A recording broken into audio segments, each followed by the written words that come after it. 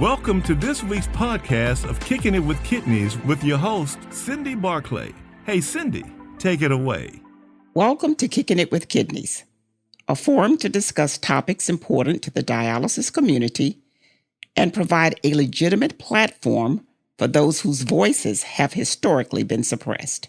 During our previous episode, we discussed the primary causes of chronic kidney disease, the symptoms, and the 5 stages of progression.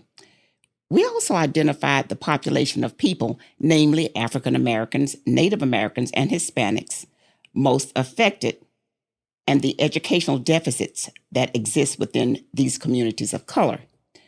Now, in this episode, we will talk about the final 4. There are 4 treatment options resulting from stage 5 kidney failure, which is commonly referred to as end-stage renal disease. Our panelists will explore these treatment options, the risk, and the cost associated. Now, our panelist is back to look at these treatment options, and today we have Maria Jimenez, RN and Administrator of Quality Dialysis. We have Rita Williams, a licensed renal social worker, Sarita Scarborough, Master's in Business Administration and Entrepreneur, and BJ Simone, Master's in Sociology, Health Services Researcher and Trainer. All right, BJ, what is the word on the street? Okay, Cindy. Well, we were very interested in how much the average dialysis patient knows about their condition, and even more importantly, how much do they know about their treatment options? So let's listen to what our people on the street have to say. All right. Word on the street with Simone. Hey, Simone. We are today talking to dialysis patients, and we asked them, do you know why your kidneys failed? And what did your doctor tell you about your treatment options before you started dialysis? Here's what they had to say. My kidneys failed from diabetes. My doctor did not give me an option, but once I started going for treatment, they told me that I could be a good candidate for transplant if I followed the diet and adhered to the instructions. I am now waiting on a kidney. My kidney failed because I have high blood pressure. Options, I'm not sure what you mean by that. I go to treatment 3 times a week on Tuesday, Thursday, and Saturday. I do the best that I can. I'm trying to stay alive as long as I can. Well, I was told it was my high blood pressure and my the kidney stones that I had, and I didn't want to, go through with the way that they were going to do it, and I was just, I'm not understanding how. All I know is I was told that they failed. What options? I wasn't told that I had any options. He just told me to go to the clinic and start my treatment, and that. I'm following his instructions, and that's what I do. Then if there are any other options, I would love to know that I have other options. But I wasn't given any options. I'm just following his instructions. I just want to live, But if there are any options, I'd like to know. I mean, this is okay, but I'm not thrilled about, doing this here every other day. If there's some new treatment or something, I'd love to know about it. We thank our respondents. Cindy, it seems from our respondents that there's still work to be done in getting more information to people, Most definitely. Particularly regarding what's going on in their bodies and what are viable treatment options. All right. Well, to help us with that, we have Maria. Maria will give us a little recap on the 5 stages of end-stage renal disease, and she's also going to explain the 4 treatments option for us. Maria? All right. Hi. Just recapping from last week, we did discuss the GFR, identifying the 5 stages of CKD, chronic kidney disease. Stage 1, GFR, glomerular filtration rate is at 90 above. Stage 2 is mild between 60 and 89 GFR. Stage 3 is broken down into 2. Stage 3A, Stage 3B, which includes your GFR between 30 and 59. Stage 4 is considered severe. That's where your GFR is between 15 and 29, and end stage, time for dialysis, less than 15. Your 4 treatment options, number 1 would be home hemodialysis. Number 2 would be in-center hemodialysis. Number 3 is peritoneal dialysis. And number 4, we have transplantation.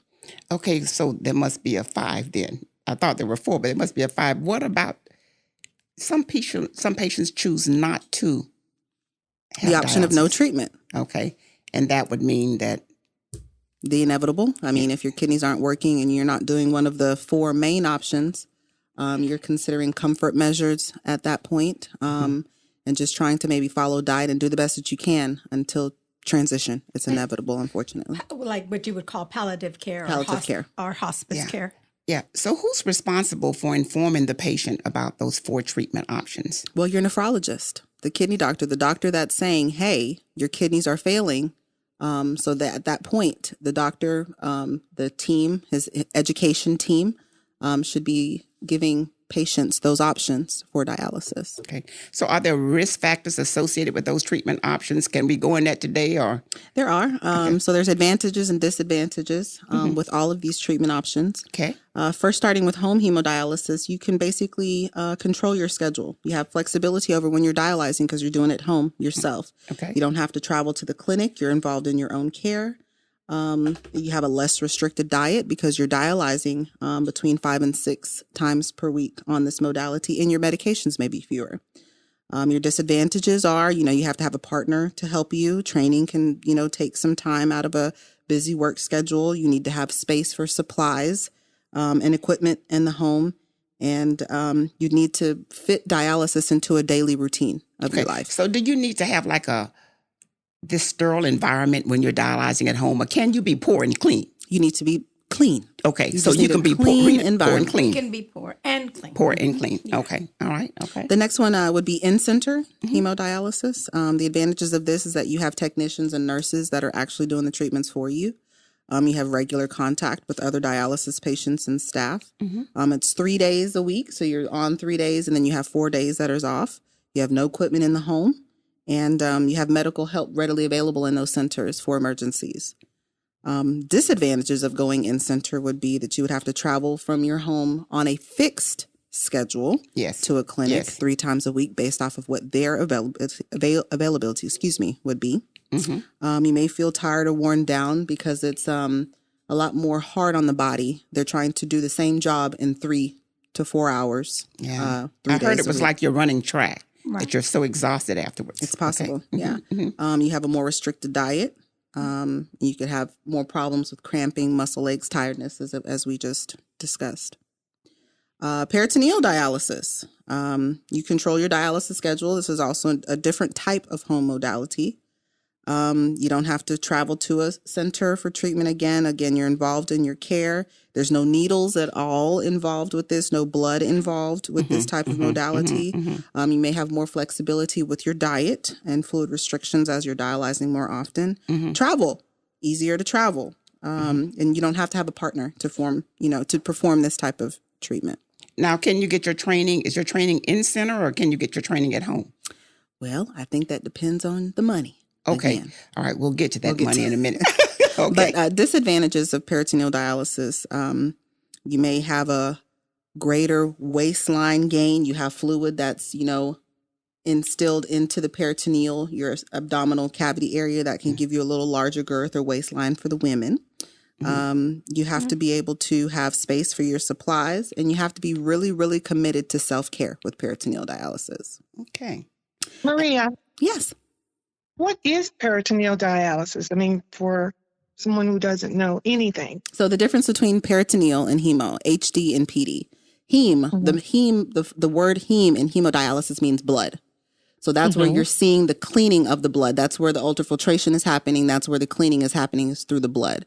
Peritoneal has nothing to do with blood. Basically, you'll have a peritoneal dialysis catheter placed in the abdominal cavity, and you'll just basically do cleaning of the blood, basically, and ultrafiltration without blood. You indwell fluid, and and then you release the fluid. And then there are exchanges that happen overnight while you sleep. Right. So that's another. Oh, yeah. Right, right. So one is with blood. Okay. The hemo is with a blood. shunt or some type of catheter. Right. And with the peritoneal, it's just the peritoneal membrane that basically serves as a filter, is what you're saying. Correct. Okay. Correct. Sort of like a coffee filter, with just filtering out, There you go. And we'll get into more about that later. Okay. Sarita? Miss Barclay, I looked for Oh, you. I'm Miss Barkley now. So what happened? What's I looked up? for you because you were coming around to see where the pharmacies were. Uh-huh. Sat on my porch with my lemonade, never saw you. But my people did have a question Okay. for Nurse Maria. Okay. Oh, not for me. No. Okay. From I Nurse just Marie. want to let you know you never rode by my house and waved at in me. the hood. Okay, all right. But Miss Nurse Maria, Accountability. that's right, Yes, ma'am. accountability. The people asked me, where exactly are your kidneys? Where are they located in your They're body? located in the lower portion of the posterior side of your body. In the back. So go down you have to two your- of them. Can I help with that? Go down Yeah. by your butt. Uh-huh. Take both of on both sides. Hands on the hips, basically. Hands on the hips. And follow that all the way up by your spinal cord. Uh-huh. And right below that, that's where the kidneys are located on each side. Okay, because the only thing we could do last week was press on the ankle and the toe because we wasn't quite sure where those kidneys were located. Okay, Maria, can you continue? That's Sarita. Okay, go ahead. Lastly, on transplantation, the pros and cons of transplant. Pros are it's the closest to having your own kidneys. Right. No dialysis is required. Once the kidney starts working, you actually have a longer life with a transplant than being on dialysis. Less fluid restrictions and diet restrictions. You may have more energy, and you can work a full schedule without worrying about a dialysis schedule. The cons would be the stress of waiting for that transplant or waiting for the match. That can be very stressful, a long period of time. I think like 3 to 5 years it can be. If you do not have your own donor. Right. Right. Yeah, yeah. Okay. Well, I have one question before I go to Rita Maria. Tell me something. Can you get a transplant if you have been following a doctor and you have a donor? Can you get a transplant before you go on dialysis? Absolutely. It is definitely an option. Okay, so I don't hear a lot of talk about that. Rita, can you help me out Sure, here? definitely. And like you said, you can't get a transplant before that because you've been working with your nephrologist, you've been working with your, nutritionist and all that. Who's the nephrologist? You talking about the kidney doctor? The kidney doctor, the kidney doctor. So Rita needs to understand Yes, that. ma'am. Okay. We've been working with the kidney doctor and say that you do have a living donor, which is the easiest and the fastest way to get a kidney transplant right, is right. to have maybe a living donor. It could be a family member, it could be a friend, it could be a stranger. They just have to match up to you. Okay. So yeah, you can do it before you even step a foot inside a dialysis unit. So what are as a social worker, what is your role in preparing and supporting these treatment option initiatives? And what is the interest in plantation based on racial ethnicities? Okay. Primarily Latinos and African Americans. Okay. And what we do with that is we will sit down, like Maria said, it is part of the education. By the time they get to the center, a lot of them have made their decision, either to do hemo or to do PD or to do home dialysis or do nothing. We already know that. So with that, we just need to continue to educate our patients because life is flowy. It flows. At one point, hemo may have been the best option for me, but I can switch over to PD.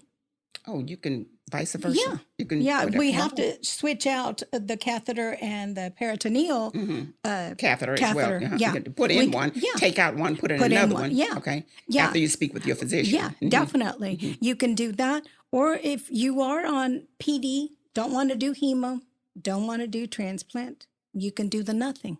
And we talk about that as well. What is that going to look like for you? So let me talk a little bit about how do we get started on a transplant. Okay. So the first thing is you'll talk it over with your doctor. If you are in stage 5, right, that's when we start dialysis. You start dialysis at stage 5. Yeah. Yeah. So we're there and we talk to our doctor and we say, you know what, we do want to do transplant. The doctor will write out what's called a referral. and it'll go to a transplant center or a transplant hospital here in the metro area. We have 3 of those, which is St. Luke's, Herman Memorial, and somebody help me. I know Methodist. Methodist. I always forget. You're talking about in Houston, Texas. We're talking to people all over the world. So in Houston, or in Houston, Texas metro area, that's what we're doing. Okay. And we also have the Galveston Hospital. Okay. So we can sign up. In Texas, there's actually 22 units around. Okay. So there's a bunch. There's some in Fort Worth. There's some down in San Antonio. There's some in the Rio Grande Valley area. So there is a lot of options. Now, can you list at several of those? It depends on you. I have patients that are listed in San Antonio as well. Okay. It depends on you, how far you want to travel. Okay, and how bad you want that kidney. And how bad you want that kidney. Because, once you get that referral, they do an evaluation on you. And it's a lot of testing. They do blood and tissue. They test for HIV and hepatitis. They do prostate exams for men, mammograms and pap smears for women. They do tests on your lungs and your heart, your kidneys, your liver tests, colon exams. Yeah. You need to great be in screening. Great complete screening, because they want you to be in the best health you can be. Right. They don't want to waste that kidney. That's right. Okay. But in our communities, and I want to talk to BJ about this, Black folks, we ain't trying to give you our kidney. There's I don't know about the Latino population. Latinos, I think we're kind of the same. Tell me what y'all think. But if God, the same way God brought me here, right, is how I'm leaving. Right. And he didn't intend for me to get, kidney reader. Oh. Okay. So that's what we think. It's a religious thing, or it could just be selfish. But I think sometimes people think that if you're on that donor list with UNOS, that they think that, the doctor's going to let you go if you get sick. Yeah, he's not going to go to the hospital, going to kill you. Yeah. That's one of the myths. That's one of the myths. And one of the other things I want, when talking about religion, every major religion in the United States supports organ, eye, and tissue donation as one of the highest expressions of compassion and generosity. So you're saying that if I die, God will find me wherever I am, yes, whether I'm cremated or whatever. Yes, he will. So BJ, what is the problem? What are some of the social barriers that contribute to the underrepresentation of minorities as it relates to transplantation, whether it be a heart, a lung, a kidney, a liver, whatever? What are the socioeconomic kind of roadblocks for people of color? Okay, Cindy. Well, there are many, but I would like to highlight at least 4 primary ones. The first one we've already heard when we listen to our people on the street, and that is a lack of awareness and understanding about the treatment options. I think they clearly stated it, especially our last respondent. So helping minority patients understand the full range of treatments, options, that's just one area that is represented by our nationwide disparity in healthcare. The second one is medical bias. Okay. As Rita brought out, assessments are made regarding the viability of a patient's candidacy for being a transplant recipient. And I think it's fair to say that there's potential for unconscious bias to exist where minority patients particularly are concerned. Right.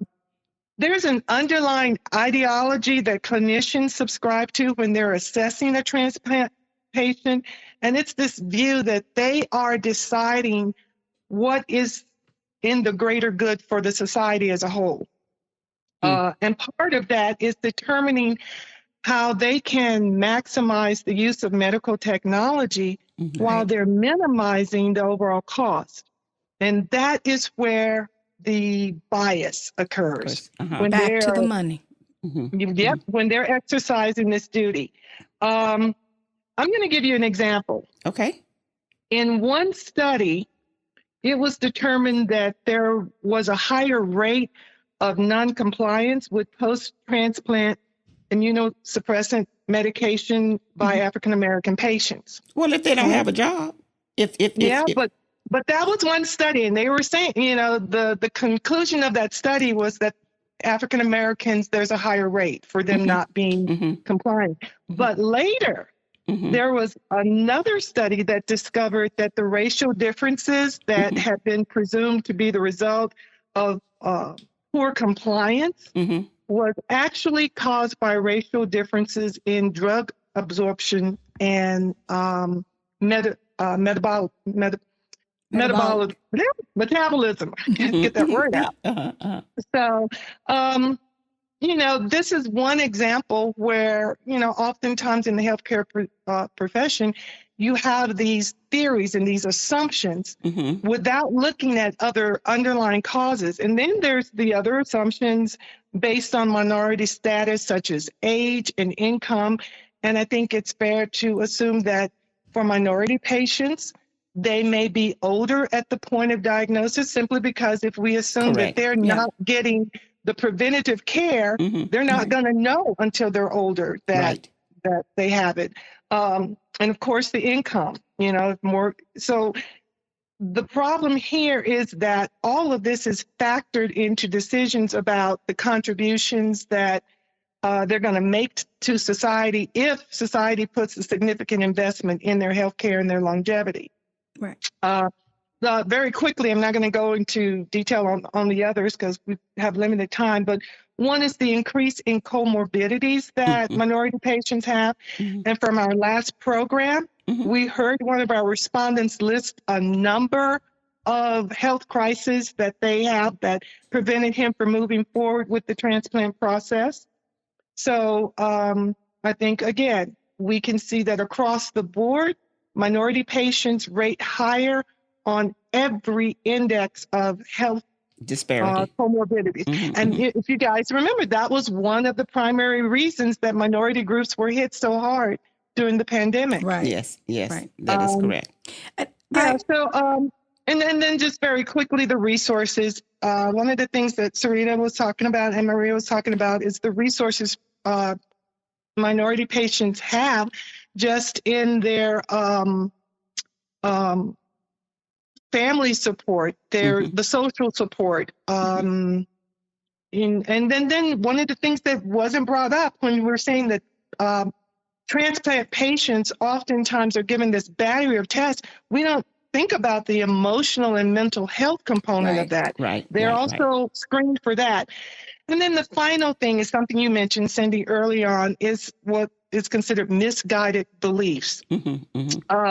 There's this assumption or that that's associated with previously mentioned barriers where we can't ignore the belief systems that people have, and particularly minority communities, in terms of their mistrust of medical profession and procedures, particularly things that are complex, like the transplant operations. Something that I think is equally important is this intertwining of a sense of fatalism and spiritual deliverance. We touched on this in the previous show, where dialysis is the predominant treatment option that many minority families and patients are familiar with, especially if that's the treatment that they're guided to. So that's what they're comfortable with. And the other thing is this belief that healthcare professionals are God sent, and therefore you shouldn't question anything that they provide for you. So this also works against minority patients because if it hinders them, they're all knowing. We don't question them, and that's got to change. That's really if they believe in this. If they believe in it, it's actually going to work against them because it prevents them from really seeking the best care available, and it also works against them if the healthcare providers use it as a justification for not helping patients make informed decisions. Correct. What were you going to say, Maria? I mean, as the healthcare professional, I hear what you're saying and I understand why you're saying that, BJ, but that's an unfortunate statement. People should be able to look at their doctors and their nurses as hate to use the word godsend, but we are the ones that have the knowledge base, and we should be able to project that with patients. So unfortunately, it always comes back to the dollar. We should be able to provide those patients with the modalities or the information they need to make good decisions for themselves. So it's a true statement that you made, but it's very unfortunate. Yes, Right. yes, it is. Yeah, Rita, it's you were going to say. unfortunate. And, Maria, one of the things I had spoken to Cindy once, and I shared this, and I would like to share it with the group. My experience with this kind of assumption that many providers feel that you shouldn't ask them, and they get offended if you are inquiring too much. This was my personal experience. My husband needed to go to the hospital, and he checked himself and went to emergency. The long and short of it is, I have always said I try to be an advocate. So when anybody's in the hospital, if I have to leave and somebody has a family member, I say, here's a notebook, just jot down who came in, what they did, ask the question. That's right. That's right. Well, what happened is he was admitted to the hospital, and we were doing the right thing, but the first provider came in, and he was not someone we knew. He was just a provider that was on call. The second one came in, and my husband's mother and I were both there. He looked at my husband, who by this time had some stubble. He's also feverish. And he looked at him and very glibly said, well, I'm going to ask you this in front of your mother and your wife. Do you drink? Oh, my. Oh, my. So, again, by this time, I'm epileptic because Preconceived ideas. Preconceived. I left the hospital to go home, and I was fortunate that I had a neighbor who was in the healthcare profession. I was telling him my situation. He says, well, you can move him. I said, what? I remember that. He goes, you can move him. And went back to the hospital and immediately requested that my husband be moved to another facility. At this point, the hospital staff, now I'm important. Oh. Now I'm the person that, we're going to give you every single consideration. I got to speak to the head nurse. The head nurse on call says,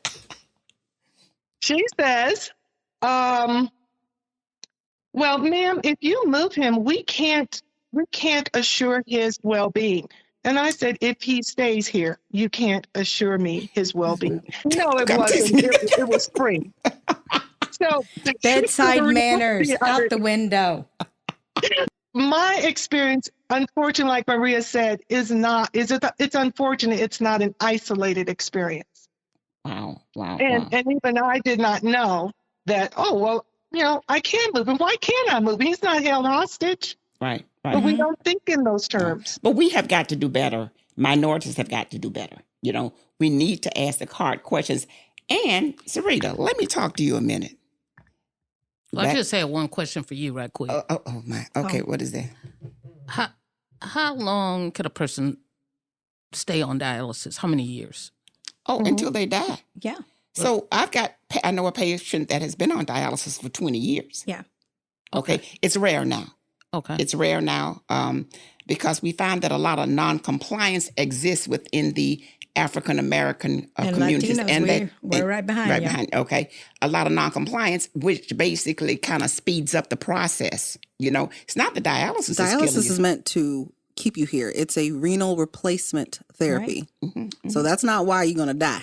That's what's keeping you here. It's the comorbidities. It's the comorbid conditions. It's also compliance. Yeah. And is there an average? The average dialysis person, I think, is like 5 to 10 years. Yeah. Okay. Something like that. Okay. That's all. Proceed. Well, no, let's go on back to the money since you opened up a can of worms. Said, you always say something right quick. Can you get her off my back? Yeah. Okay. Just one thing. $400,000 for a transplant. That's what it costs. Kidney transplantation. All right, Sarita, I know you know about money and the cost of business and dialysis and kidney transplantation in the U.S. Well, I'm listening to her number now. I did my little research. Okay, what did you find? Well, I got a little problem. according to UNOS, which for those listening who don't know what that is, that's the United Network for Organ Sharing. What do they do, Sarita? I know you're in finance. They track all the data related to patients that have been transplanted. Right. Okay. A little different from USRDS. Okay. But this is heart, this is lung, this is kidney, everything. pancreas. Intestines. Any kind of transplant. So kind of had to dig down through it. But one thing, we also have to separate the individuals who have private insurance from the individuals on Medicare. Right. So a private insured individual is really looking at 10 to 50% of their co-insurance payment. So we're gonna get to that math, but I want to establish that out at the beginning. Okay. A Medicare patient is looking at $262,000 for the first year of the transplant. Now, circle back around to the private insurance patient. Okay. That 10 to 50% can range anywhere from $26,200 all the way up to $131,000 with private health care insurance. Okay. Now, we've got one other factor going on there. What year was that data put out? Now, I'll have to go back and tell you Okay, that, Ms. Barclay. I think that's 7. I think that's 18. But go ahead, and that's pretty because again, they usually come out with this stuff 2 years in after the occurrence. Now, your immuno say that word for me. Immunosuppressed. Did I say that right, Maria? Yeah. Yes, ma'am. Okay, immunosuppressed. So for me and the people that you didn't come see last week. Okay. Still. Your anti-rejection drugs. That's right. $17,000 per year. Yeah. Now, here's the catch. Is that with Medicare or private insurance companies? That's $17,000 per year, but Medicare will only cover it for up to 36 months. Yep. So now after that, you're on your own. Yeah. Okay, so what if you don't get... That's what BJ was talking about. That's what Maria was talking about. I mean, the bottom line, BJ is giving me these reasons as to why these patients, with transplantation. However, rejection is a major issue with transplantation, and it's my understanding with the patients that I've spoken with, Maria, most of the patients reject their kidneys because they don't have the funds to continue paying for those anti-rejection drugs when organizations like group healthcare plans and Medicare is unable to pay for them? It's a factor, but I wouldn't say that is all. Yeah, I'm with It's Maria. compliance. Okay, it's I've compliance. got a patient right now, very young girl, Oh, yeah. 26, 28 years old. Dad gave her a kidney 2 Christmases ago. She's on dialysis because she was not taking her anti-rejection medication regularly. My goodness. Psychologically, that bothers me because it's like, I gave you a kidney. I gave you a precious part of my body, a kidney that I may need later. Right. And you are not conscientious enough to take your anti-rejection But most drugs. people start dialysis because of non-compliance. Okay. So it should be on the healthcare team. That's why the model was built with a dietitian, with the social worker, with the nurse to turn that around. Okay. It was built that way. And now, like whether that's successful or not, that's a whole other. Now, And like BJ said, there is that psychological testing that they do before the transplant.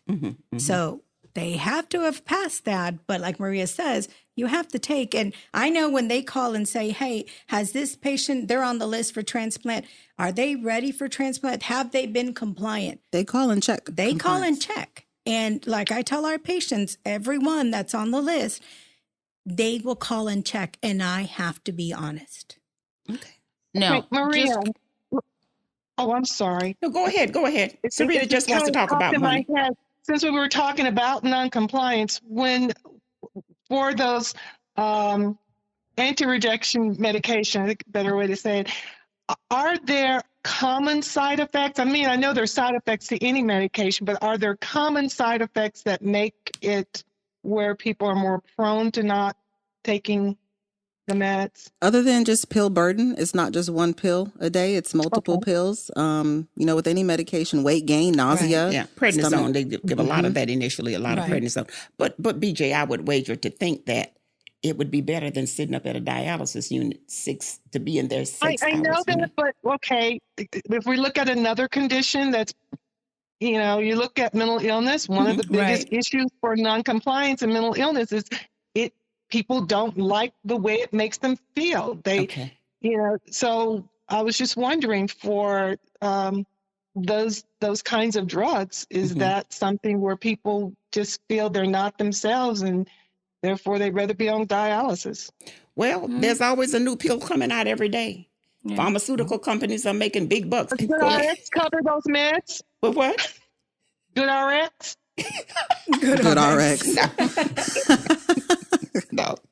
All right, Sarita, what are you saying about this money? I was just going to add to what Maria was talking about. According to 𝐦𝐨𝐫𝐞, when we talk about transplantations, they say 95% of the transplants last only for a year. Yeah.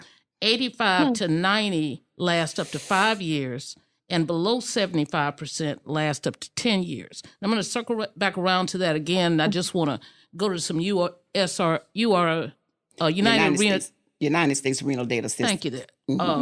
Just for the cost of peritoneal, you're talking about $53,000 per year, and for hemodialysis, you're talking about $90,000 per year. So we've kind of covered that in some of our previous episodes, but I wanted to put that money back on the table. Okay. So the question that kind of came to me is, when you're talking about life, transplantation, and you're talking about $17,000 a year after, and $262,000 in the first year. You're talking about a Medicare primary patient, which means the money's filtering from the government. Straight from the government. So now I have to ask you, is there a cap? And I think BJ may have said it earlier, but we talk about what is the value of life? And I mean, even though that sounds horrible, it has to be a legitimate question, especially when you deal with the story that Maria shared, where she got a kidney from her father, didn't take her medicine, and now she's back on dialysis. And so what is... Not only did she not appreciate the gift she was given, she didn't appreciate her father for giving her that gift. And looking for another one. Oh yeah, she's on the list. Oh, Yeah.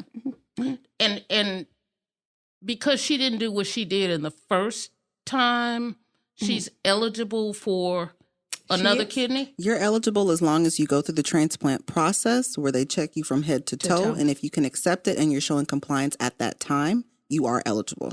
Right. They don't discriminate. You're talking about funds. You're talking about money. Yeah. We're back to the money again. So why would I discriminate when it comes to it? I don't care who we're talking about money. Well, I know 𝐥𝐤𝐤𝐞 got 2. Okay, leave Gary alone. Okay. So, Rita, just because you're throwing these numbers out and I have to ask, are you saying $53,000 out of pocket? The cost is $53,000 per year, and that's either going to come from your insurance company less your copay, or it's going to come from Medicare itself. And you still have to have a supplement. Covers all of that? No, 80%. 80% of what are billable charges, 80% of billable charges. So the very population of people that we're talking about that have job disparities, Rita. Right. I mean, Rita, okay, that they can't, most of them don't even make but $20,000 a year. You see what I'm trying to say? That's why it is important for us to stop, get a seat at the table, and look at what we're doing. Right. I don't want people to keep giving me fish. We need to teach these people of color, these patients of color, that they need to teach them how to fish. Right. That's true. I have a question for you, though.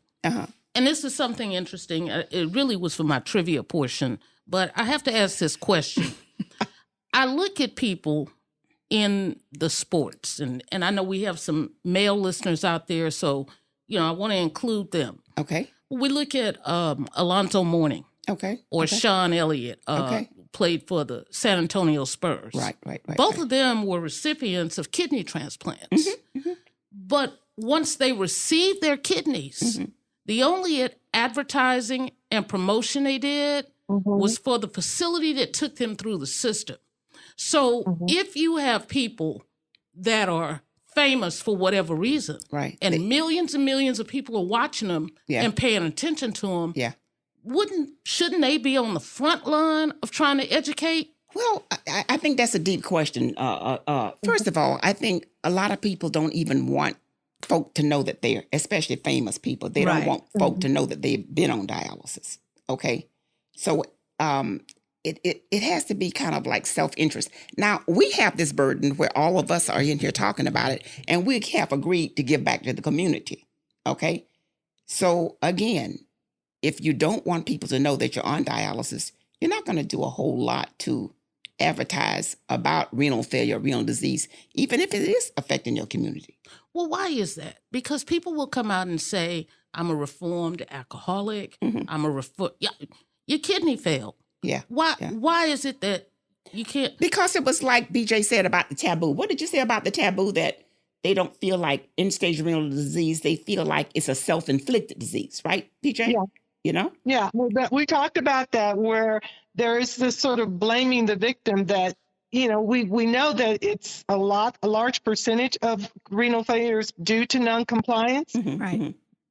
But the noncompliance doesn't take in consideration maybe some of the other health determinants. It's just that you weren't compliant, and we don't look at what noncompliant means. Right. And there are other factors involved in noncompliance other than you just didn't do it.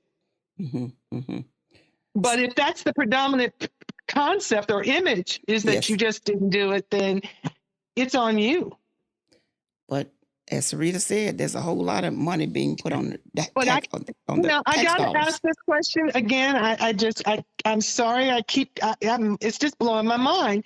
So you're saying that $10,000, even if you're on Medicare, $10,000 a year, you're going to be expected to somehow find to provide for your Medicare. If it's $90,000 a year for hemodialysis, then you're expected. Remember, Medicare only covers 10%. 80%. I'm so sorry. Medicare only covers 80%. So you're responsible for that 20%. Right. All right. So that's $18,000 to $20,000 that you're responsible if I'm for. getting hemo. Right. And if PD, what was PD against Sarita? 50? I had that as 53,000. 53. Okay. 53,000. So that's still 10,000. In excess of 10,000, I've got to come up with every year.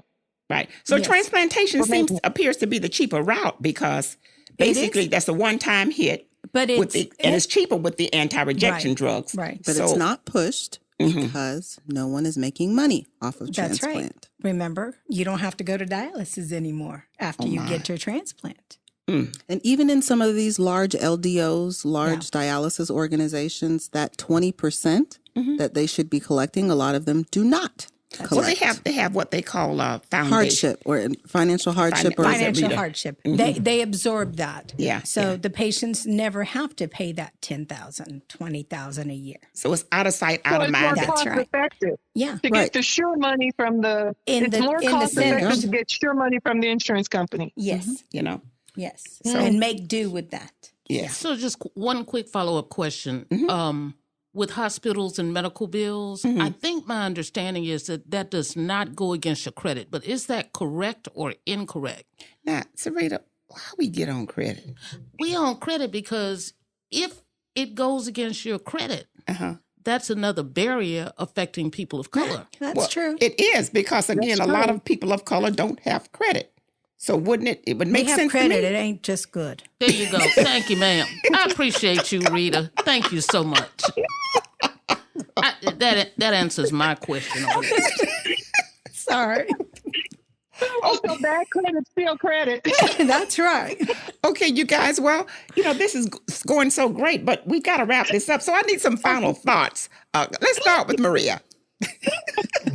All right. Maya Angelou said, and what is your credit score? Okay. Maya Angelou said, do the best you can until you know better. Then when you know better, do better. So with these treatment options, choosing that treatment option is a personal decision. It's important that your choice supports your lifestyle and values, and the right treatment for you depends on these factors and your medical condition, but it is a personal decision. All right. Rita. The donation of organs and tissue is one of the most important legacies a human being can leave behind. So please sign up and be an organ donor and a tissue donor. All right. BJ, what say you? Okay. Well, historical justifications for making these medically biased decisions have to be called into question. And in the future, the healthcare industry needs to move away from this one-size-fits-all model so that any prescribed treatments are culturally appropriate for the patients that they serve. So true. Sarita, let's talk about your final thought with regard to finances. You know, we don't make a whole lot of money. We're frontliners. We're garbage collectors. What are we? What all do we do? You know, minorities have the cashiers. We're in the service industry. Service industry. Okay. So what say you about all this money that's floating around and what's going to happen in the future? Well, in my studying for this show, one of the things I ran across on the UNOS website again was talking about how to finance your transplantation. Okay. And they talked about savings accounts, selling property, a number of other things to come up with your portion of the money. Well, did you say, hold on, sell property? Did you say, yes, ma'am? So this is our final thoughts, okay? Okay. So what it occurred to me is I can't afford a transplant. Okay. Now, Rita, I'm going to take your side on the organ donation because, you know, I have been living by the philosophy I was taking everything with me on my way out of here. That's right. You did say that. Yeah. But I think it's important for people to donate, number one. You know, sign the back of the card on your driver's license or whatever you need to do. Yes. Donate. Also, you've got to start living a healthier life because as little or as much of the money that's required for sustainability, we don't have it. Yeah. When you say savings account, that's for me to go buy 4 new tires. Yeah. That's not the copay for an organ transplant such as this. And so we've got to look at some things differently, and people have to understand that the cost. And if you just do some things differently, you won't have that problem. Wow. Profound statement. And my final thought, we as Americans have a market-driven focus on life, which has outpriced the value of one's life. Remember, a silent friend is worse than a vocal enemy. Be sure to catch us on social media on our website, kickinitwithkidneys.com, also on Instagram, Facebook, and YouTube. Well, all right. During our next episode, we'll be talking about the psychological stages of end-stage renal disease and how to choose a treatment option which is best suited for you and for your lifestyle. We hope you've enjoyed our show. Look forward to you joining us again on Kicking It with Kidneys. Well, that's it for today. Thank you for listening to Kicking It with Kidneys with your host, Cindy Barclay. See you next week. The views expressed on this podcast are educational and opinion-based. These are not medical doctors.